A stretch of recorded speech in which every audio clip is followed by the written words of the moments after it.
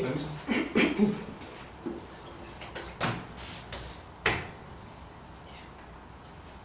Alguien convoca. ¿Te doy, no? Buenas Bien. tardes. En Antofagasta, a 02 días del mes de julio del año 2013, se ha constituido, en conformidad a los artículos 83 y 84 del Reglamento de Docencia de Pregrado y al título sexto, artículos 33 al 37 del Reglamento de Actividad de Titulación, la Comisión de Calificación, la cual procederá a administrar el examen de grado que el señor D'Angelo Salinas Valle rendirá para postular al título profesional de Ingeniero Civil Ambiental y al grado académico de licenciado en Ciencias de la Ingeniería. El señor D'Angelo Salinas Valle nació el día 9 de octubre del año 1986, ingresó a la carrera de Ingeniería Civil Ambiental de la Universidad Católica del Norte el año 2005, egresando de la misma el año 2012. Su tema de exposición es evaluación de enmiendas en columnas de lixiviación de un relave de Compañía Minera Saldívar. De acuerdo a la reglamentación mencionada, el señor D'Angelo Salinas Valle dispondrá aproximadamente de 30 minutos para realizar la exposición, tras lo cual el presidente de la comisión ofrecerá la palabra primero a los miembros de la comisión y luego al público asistente. Agotadas las intervenciones, el presidente suspenderá la sesión y la comisión calificadora, en privado, conciliará sus opiniones y adoptará los acuerdos literales y calificaciones correspondientes, los cuales serán entregados al postulante y al público asistente al reanudarse la sesión. La comisión de calificación está constituida por el señor Héctor Zuleta Cruz, la señora María Esperanza Gálvez Estay y la señorita Elizabeth Lan Eskenazi, quien la preside. Ahora sí podemos. Buenas tardes, profesores. Voy a comenzar entonces la defensa de mi tesis y quiero empezar entregando una pequeña referencia del marco teórico del trabajo, partiendo por el concepto de la fitoestabilización. La fitoestabilización consiste en la técnica para inmovilizar los contaminantes, específicamente metales pesados, en el sustrato que se está tratando, y se basa mediante el uso de plantas que pueden hacer precipitar o absorber los metales, haciéndolos menos disponibles y por tanto impidiendo que estos se dispersen por la acción eólica o hídrica. Además, el proceso es complementado por enmiendas, las que pueden ser tanto orgánicas como inorgánicas, las que pueden ser fosfatadas, nitrogenadas o cálcicas, y que van a cumplir dentro del sustrato contaminado distintas funciones, entre las cuales se menciona inmovilizar los contaminantes como tal, modificar el pH, la conductividad eléctrica, mejorar la textura o aportar nutrientes para que las plantas puedan crecer y desarrollarse. Sin embargo, algunas veces objetivos como lo son el aportar nutrientes a las plantas y el inmovilizar, por ejemplo, los contaminantes, pueden contraponerse un poco. Es decir, me explico, algunas veces enmiendas que se utilizan para inmovilizar los contaminantes en el suelo pueden tener un efecto adverso sobre la disponibilidad de los nutrientes que aportan estas otras segundas. Y por el contrario, algunas veces sucede que las enmiendas que se utilizan para aportar nutrientes pueden afectar a la movilidad de los metales que se están tratando de estabilizar. Así se tiene entonces que la fertilización del suelo está directamente relacionada con los procesos, ya sean de origen físico-químico o bioquímico, que ocurren en él y que afectan a la disponibilidad de los nutrientes. Así, por ejemplo, si consideramos un sustrato que inicialmente tenía una baja actividad biológica y consideramos también que a este sustrato le añadimos el aporte de materia orgánica externa, podríamos promover entonces y favorecer los procesos microbiológicos del suelo, entre los cuales se puede mencionar la secuestración y la quilación, que consiste en la complejación de los metales que se encuentran en la fase sólida, haciéndolos más solubles en agua a pH neutro y por lo tanto favoreciendo su disponibilidad. Asimismo, otros fertilizantes como los nitrogenados también pueden contraponerse al objetivo de la fitoestabilización, ya que las fuentes de nitrógeno en el suelo tienden a una acidificación del mismo en el tiempo.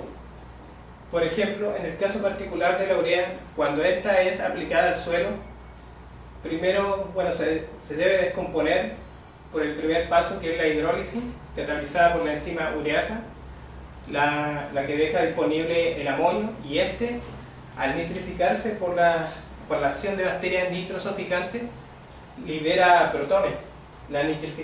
Por tanto, la nitrificación del amonio es un proceso que genera acidez en el suelo. Y adicionalmente, las plantas que consumen este amonio como nutriente también van a aportar acidez adicional al suelo, ya que por efecto de la compensación que tiene que hacer la planta al absorber cationes, tiene que expulsar otros al suelo, lo que sumaría más todavía acidez al suelo, en este caso que sería el relaje. Por el contrario, existen otros fertilizantes como los fosfatados que podrían de hecho contribuir a la estabilización de algunos metales, ya que en este caso el fósforo, un elemento que por cierto está siempre carente en la mayoría de los suelos y que por tanto debe añadirse, tiene una alta tendencia a la fijación en el mismo, entendiéndose por fijación al proceso de absorción-precipitación en distintos compuestos que tiene el suelo, que pueden ser óxidos de hierro, filosilicatos, carbonatos de calcio o los propios iones metálicos que se están tratando de inmovilizar. Entonces, de ahí que el problema de esta investigación se enfoque en cómo la fertilización del sustrato contaminado, que corresponde en este caso al relaje minero, puede afectar a la solubilidad de ciertas especies metálicas, ya sea bien o promoviendo o disminuyendo su disponibilidad. Consecuentemente, entonces, el objetivo general va a ser evaluar el efecto que tiene la fertilización, específicamente en este caso la nitrogenada y la fosfatada, sobre el sustrato, que es el relaje minero, en la disponibilidad de los metales y o nutrientes para las plantas. El objetivo específico número 1 entonces correspondería a proponer dos alternativas de enmienda, las cuales preferentemente tendrían que ser de fuentes residuales a fin de no incrementar o aumentar los costos de la fitoestabilización en terreno. Y el segundo sería entonces determinar, a partir de las enmiendas ya propuestas, cuál sería la dosificación en función de la caracterización química del relaje. En el tercero se plantea cuál va a ser la metodología de prueba de las enmiendas, la cual fue en este caso por columnas de licidación. Por último, como último objetivo, evaluar qué efecto tuvieron las enmiendas sobre las propiedades del suelo mediante el seguimiento de distintos parámetros químicos observados en los licidados que sostienen de las columnas, además también de un análisis estadístico específicamente para el caso de los metales, para evaluar si afectó o no a la movilidad de los mismos. Bueno, entonces como primer paso de las enmiendas propuestas y seleccionar, se escogieron harina de hueso calcinada como la enmienda fosfatada y nitrato de amonio como la enmienda nitrogenada. Siendo en este caso la harina de hueso, procediendo en este caso la harina de hueso de una fuente residual, por lo que tuvo que ser previamente elaborada.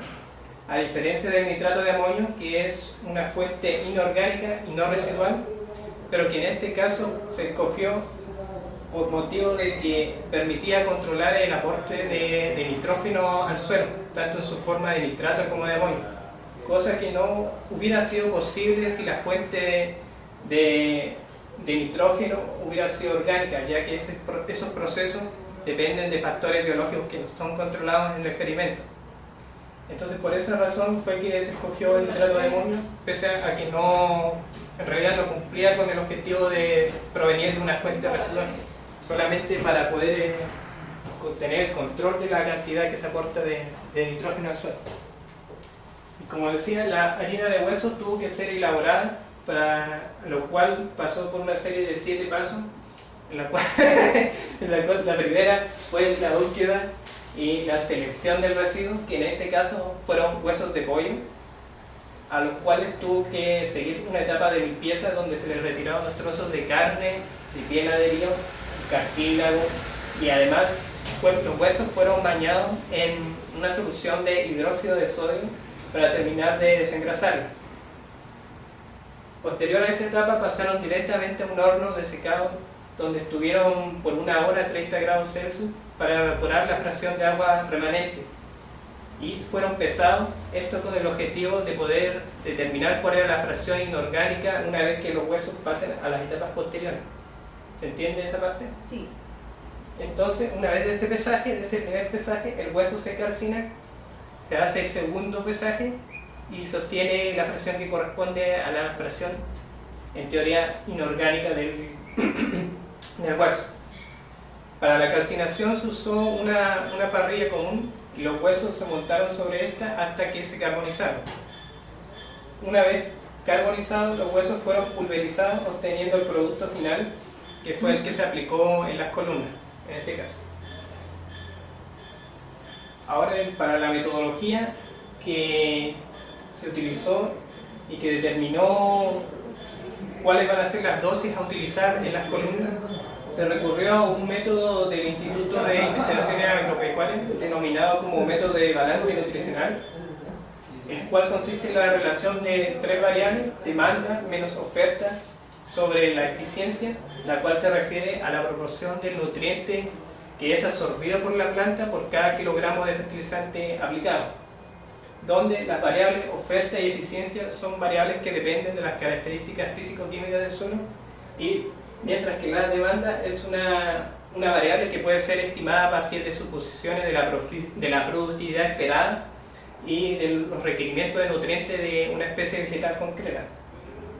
En este caso, se tenía que la oferta de nutrientes, tanto de nitrógeno como de fosfato, en el relave era nula, por lo que simplificó bastante la ecuación, dejando solamente como variable la demanda y la eficiencia. La eficiencia fue obtenida a partir de datos de estudios de plantaciones, específicamente de A. numularia en la tercera región. La eficiencia para el fosfato se determinó en 10% y para el nitrógeno en 50%. Bueno, el sistema de columnas de lisificación consistió en 6 columnas de acrílico de 60 centímetros de altura con 10 centímetros de diámetro en la base, las cuales fueron rellenadas con las muestras de relave.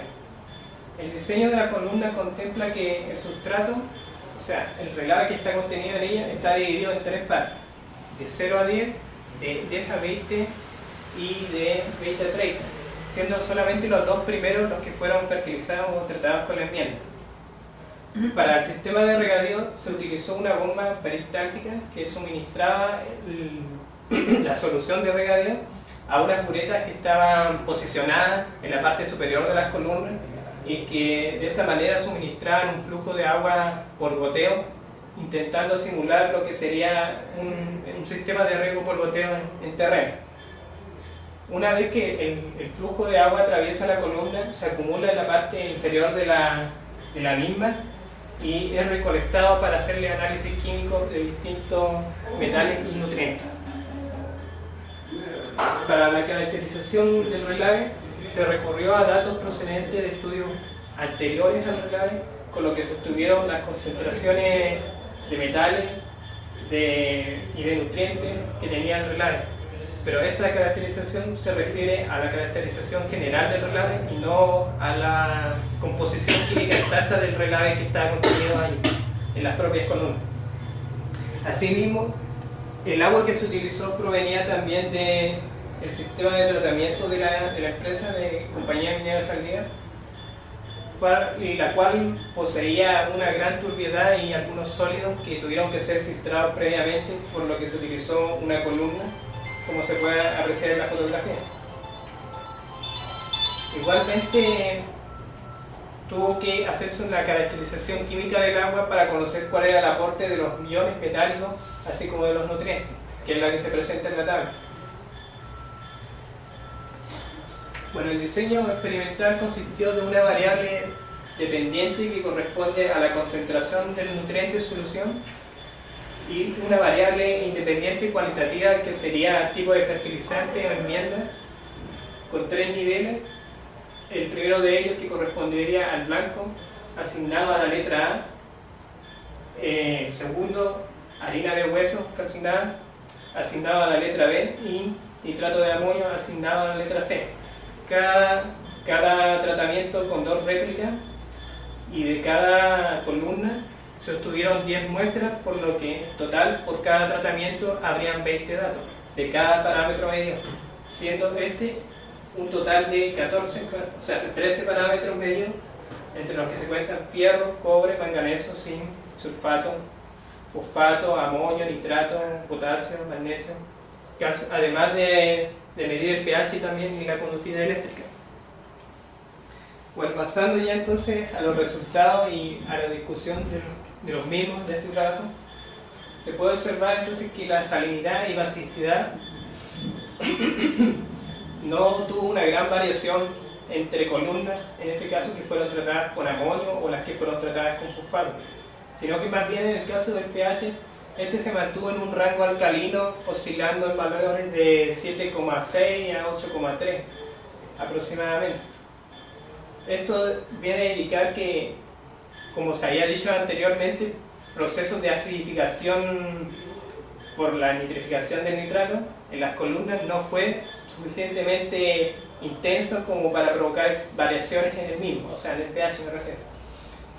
Y también así se puede observar que la conductividad eléctrica es más o menos parecida en todas las columnas, solamente en algunos tratamientos B y C al comienzo se obtuvieron unas mediciones que superaron el rango de medición, el cual era de 34 milisiemens centímetros, pero a partir de la sexta medición ya se normalizaron y más o menos tomaron el mismo rumbo que las demás mediciones, alcanzando los 11 milisiemens centímetros al final de las mediciones.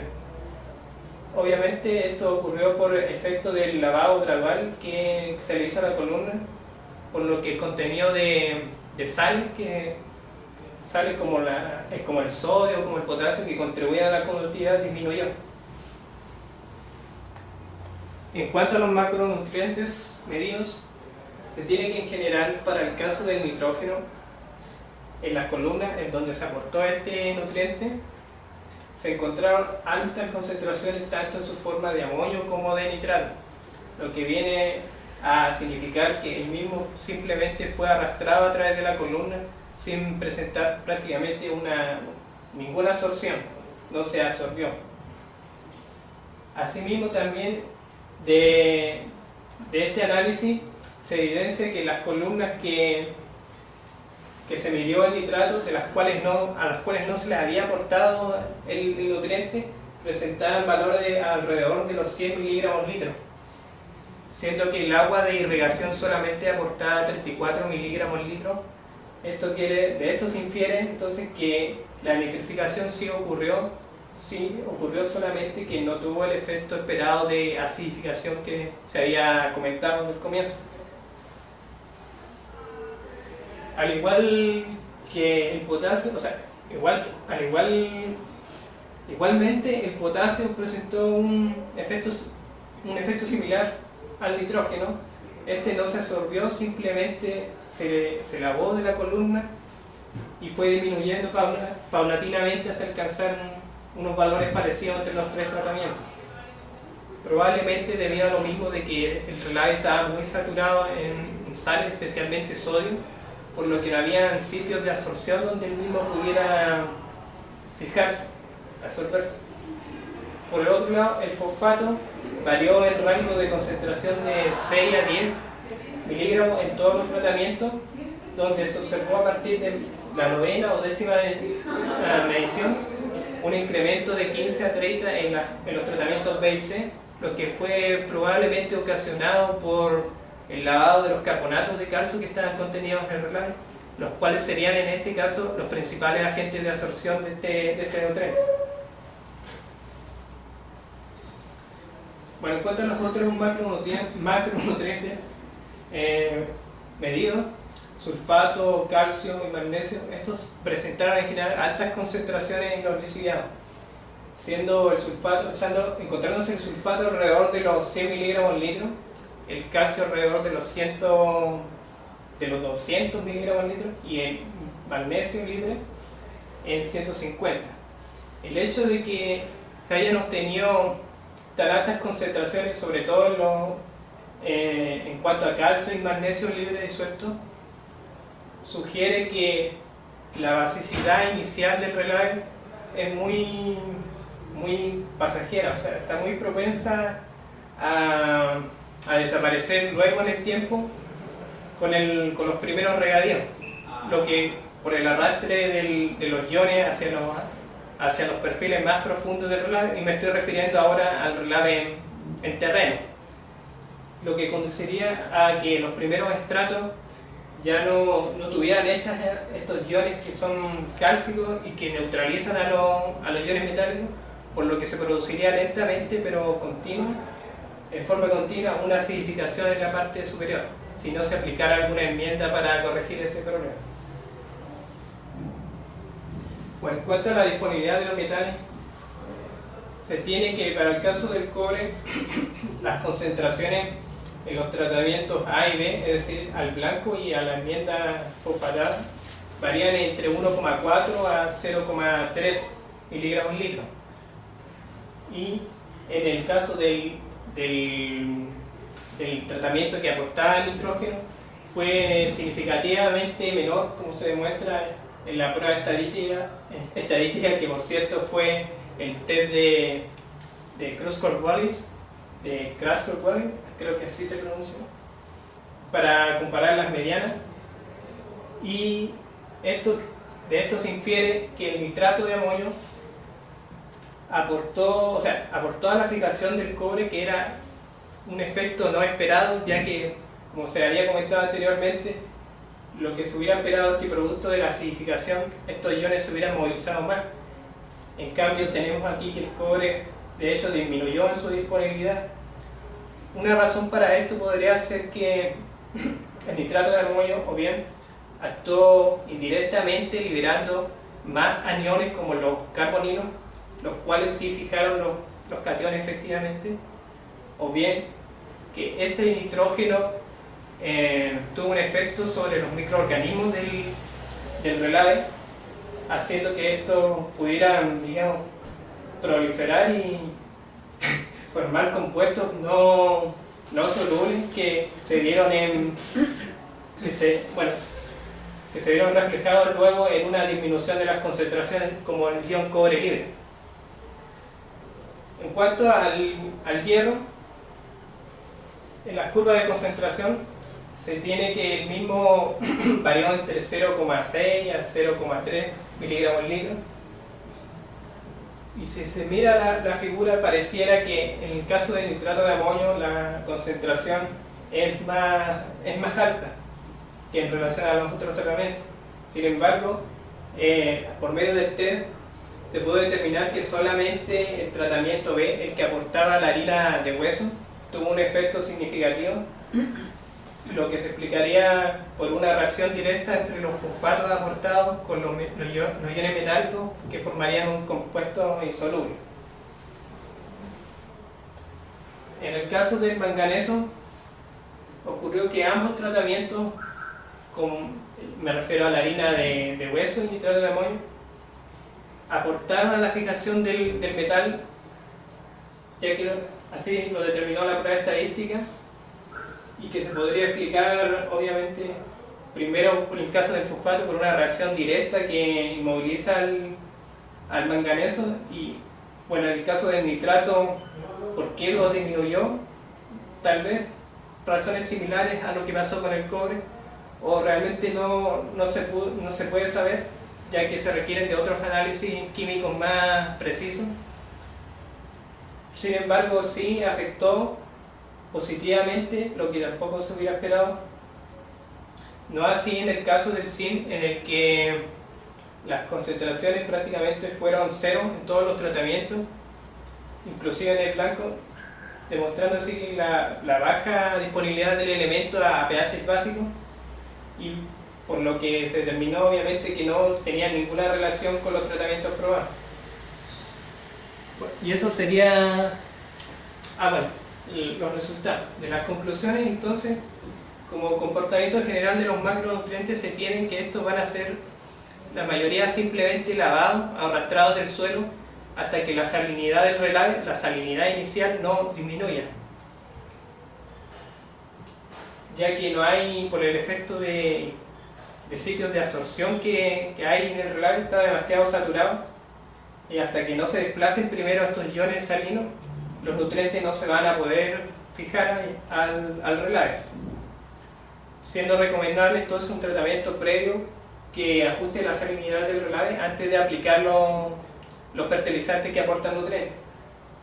Bueno, en cuanto al efecto de los tratamientos sobre la movilidad de los metales, se encontró que, como vimos, en el caso del hierro, el tratamiento de harina de hueso lo disminuyó en un 50% de sus concentraciones respecto de las medias a otros tratamientos, y el manganeso también en un 50% respecto de las medias, y que el nitrato de amonio disminuyó el cobre y el manganeso en un 40 y 20% respectivamente. Efectos sobre las propiedades del suelo no se observaron, probablemente debido a la dosis, que era relativamente pequeña en relación a la cantidad de muestra, y también porque los mismos tratamientos eran, o sea, la composición tanto del nitrato de amonio como de la harina de hueso era muy soluble en agua, por lo que no afectó a las propiedades físicas del suelo. Sin embargo, sí se recomienda que, además de la enmienda inorgánica que aportan nutrientes, se agreguen otras enmiendas que sí modifiquen las propiedades del suelo para que favorezcan el proceso de enraizamiento en las plantas que se pretenden utilizar en la fitoestabilización. Y eso sería todo. Gracias por su atención. Gracias.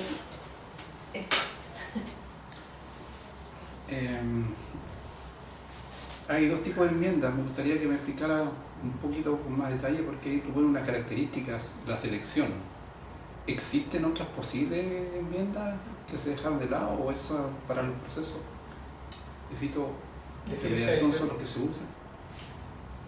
Bueno, en este caso, como el objetivo era solamente proponer dos alternativas de enmienda, no hubo una selección en base a, digamos, criterios de fitoestabilización. Simplemente se trató de que la enmienda que proviniera que de preferencia tenía que provenir de una fuente residual, aportara el nutriente que quería estudiarse. Sí, hay otras posibilidades. En cuanto a enmiendas fosfatadas, podrían haberse utilizado guano rojo, rocas fosfóricas, quizás otros residuos que contengan el elemento.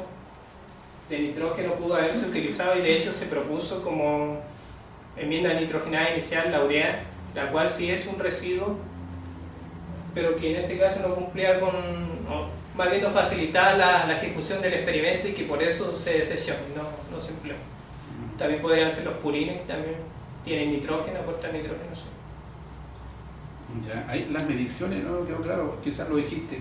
Tú presentas una serie de gráficos ahí, sí. Son mediciones, pero a lo largo de la columna, esos son resultados de lo que sale ya. Claro, es el resultado del parámetro que se mide directamente en el lixiviano. ¿Se entiende?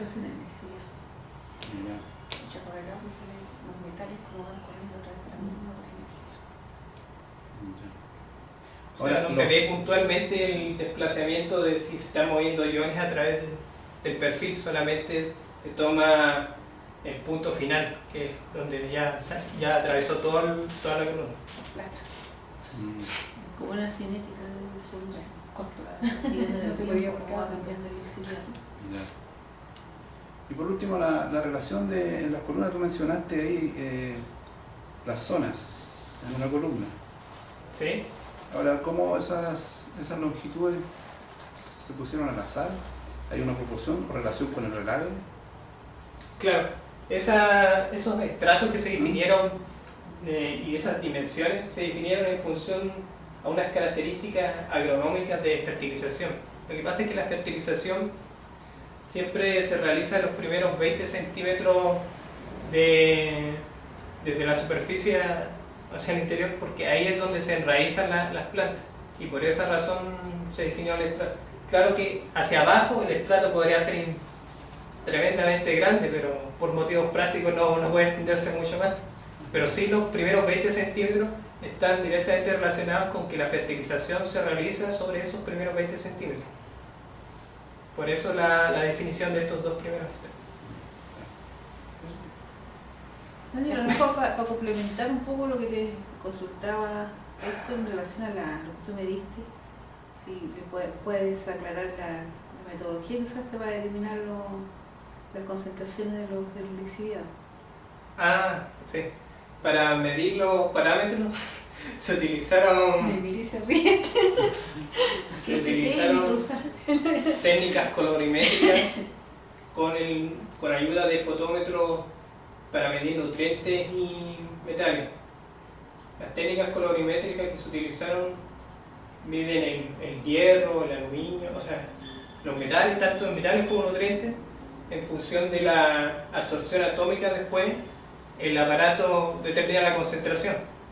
O sea, es una técnica colorimétrica, pero complementada con porque hay técnicas colorimétricas que se basan solamente en el ojo de la persona, que determina ya tiene un color tanto, puede ser esta la concentración. Pero en este caso es más preciso porque el fotómetro, bueno, determina directamente la absorción de la luz que tienen en las muestras. Eso sería. Sí, porque ellos fueron midiendo las concentraciones de los lixiviados. Lo midieron ellos mismos. Salió barato. El fotómetro. La cinética. No sé si otra vez, pero muestra tendencia, obviamente. Sí, que es lo que interesa, Lo que ver la interesa. tendencia. Y para empezar, tú tuviste que saturar la columna, ¿cierto? Claro. ¿Se vio alguna problemática en cuanto a la estructura del suelo, del relave? Para la saturación en sí no hubo problema. Sí hubieron intenciones de cambiar la forma de saturar la columna, que finalmente no resultó, y se pretendía hacer por un flujo ascendente saturar la columna, pero debido a la baja conductividad hidráulica que tiene la arcilla, esta se levantaba hacia arriba y no se podía hacer de esa manera. Pero para saturar la columna no hubo nunca ningún problema, solamente se le agrega el agua por la parte de encima y la misma, hasta que ya está completamente saturada, empieza a salir lo mismo que uno le echa, y así uno determina que la columna está saturada. Ese fue el método para saturar la columna. ¿Que salía la misma cantidad de lo que esperaba? Claro. O sea, escurrió todo, o casi. Bueno, casi todo. Le di un margen de error, porque yo no creo que escurra todo el agua. Pero, Siempre hay que haber algo retenido.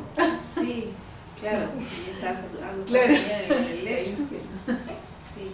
Y una vez que terminaron la experiencia, hay un objetivo que decía, ¿cierto?, analizar las propiedades químicas y físicas, aunque no se midieran muchos parámetros físicos del suelo, pero visualmente. ¿Se pudo ver alguna influencia de las enmiendas? Claro, eso es lo que decía, que no, por lo menos no se observó que tuvieran un efecto sobre la conductividad, por decir. Y yo pienso que eso se debe a que la dosis en sí era muy pequeña y además eran solubles.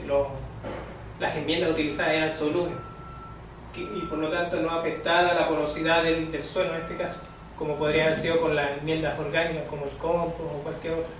Se dio como que quedaba Algo así. similar Claro. a lo que... Ya. ¿Y los resultados tú piensas que son representativos de lo que podría ocurrir en el terreno? Porque lo que uno saque ahí en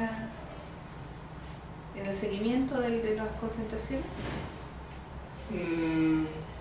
Claro, pero a escala. O sea, en el corto plazo es lo que los resultados están referidos a eso, sí. A corto plazo. A largo plazo no sabríamos decir qué es lo que va a suceder. Por ejemplo, lo que decía yo, si se va a acidificar o no. En este caso no pasó, tal vez porque no se irrigó suficientemente la columna. O sea, la experiencia no duró lo suficiente como para que se viera ese efecto. Eso es lo que trato de decir. Pero sí podría ocurrir. Y si se tomara, como me dice usted, extrapolar estos resultados tal vez estaría malinterpretando el resultado mismo, que en este caso fue que no hubo acidificación, por ejemplo. ¿Se entiende? No mucho. Digo mucho. No, pero no, o sea, lo que yo te preguntaba era si, por ejemplo, o sea, se ve que el cobre está disponible a través de los lixiviados en cierta magnitud y que ese elemento sí y otro no. ¿Esa misma tendencia la podríamos observar en terreno? Claro. Son los resultados que Claro, a corto plazo, sí. a corto plazo, como tendencia. Ya. Ahora, desde el punto de vista de la fitorremediación, ¿cuáles serían las conclusiones finales entonces? Como fitorremediación, en relación a las dos enmiendas que tú comparaste. ¿Cuál seleccionarías? Independiente de lo que es la disponibilidad de nutrientes para la planta o las propiedades físicas que hay que mejorar en el suelo. Es que en este caso el objetivo de la investigación apuntaba a evaluar el efecto que tiene la fertilización, que es un paso necesario dentro de la fitoestabilización. No es como que sean enmiendas alternativas. Siempre se debe agregar aporte de nutrientes al suelo en estos casos, ya que, por ejemplo, el mismo reglaje no tiene nitrógeno, no tiene fósforo.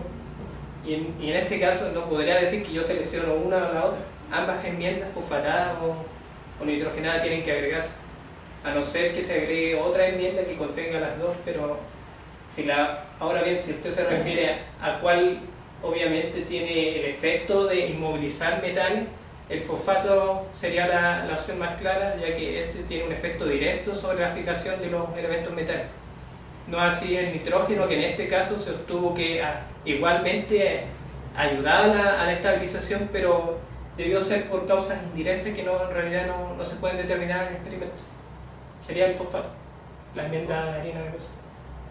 El fosfato, sí, porque también tenía que considerar que en el caso de la fitorremediación, la idea es que, aparte de lo que puedan ocurrir por procesos de absorción, de fijación, en el suelo mismo estaría la disponibilidad de los elementos contaminantes en los lixiviados. Entonces, si se logra eso, también eso impacta positivamente la fitorremediación, porque a través de los lixiviados estarían disponibles para la planta. O sea, para llevar al mundo, o sea, porque tú igual hiciste seguimiento de los metales pesados, ¿cierto? Que son los que se quisiera Bueno, metales pesados, el cobre, el hierro, el manganeso, el signo, claro. Se trata de eso. Ya están disponibles en los lixiviados. Entonces dice que dejando de lado lo que es la nutrición vegetal. Yo ahora. Cuando partiste con el objetivo, dijiste que se usaron fuentes residuales para las enmiendas. Dijiste una razón. ¿Por qué? Dijiste una razón. Repito la razón. Ajá. Para no incrementar los costos de la fitoestabilización. Ya, y había otra razón posible, ¿no? Utilizar residuos de... Para valorizar los residuos. Ya, eso yo creo que es más importante también, ¿no? La otra cosa... se me olvidó lo que iba a preguntar. No, ya ahora tú usaste huesos de pollo. Sí. Se me ocurrió ahora la pregunta de Ángelo, ¿ah? ¿Por qué no usaste huesos de vaca? Porque los huesos de vaca son más... Me imagino yo porque claro, son más densos. Son más grandes, tienen más fuentes. Claro, son más densos en realidad, aportan más mineral que un Claro. hueso de pollo que, como es de ave, es hueco. Encima. Claro, es que en este caso la cantidad no era prioridad, ya que en realidad era súper pequeña la dosis que se llama, y los huesos de pollo son mucho más fáciles de limpiar y manejar, por motivos de, en realidad, de preferencia, pudiera decir. Yo me dije, Por motivos prácticos. para moler. Además que los huesos de vaca, por ejemplo, al ser más grandes, van a requerir más energía para la carbonización. Tienen cartílago, ¿cierto? También los huesos de vaca Sí. tienen una cuestión adentro, ¿cierto? Sí, pero poquito, o sea, no comparado al pollo. Sí, porque el pollo, pobrecito, el pollo yo creo que es más... Pollo se calcina rápido. Más blandito. Claro, y a lo mejor que, no sé, me dio risa cuando pusiste la parrilla, te comiste el pollo asado. Eran huesos que venían de la Aparecieron parrilla. los huesos ahí, apareció la parrilla. Sí, eso yo me reí. Ya, D'Angelo, tu tortura ha terminado. Muchas gracias. Gracias, profesor. Gracias a ti y te vamos a invitar afuera un ratito para poder anotar, por favor. Si no Me espero esperas entonces, afuera, no me voy. Tú te vas para afuera un ratito.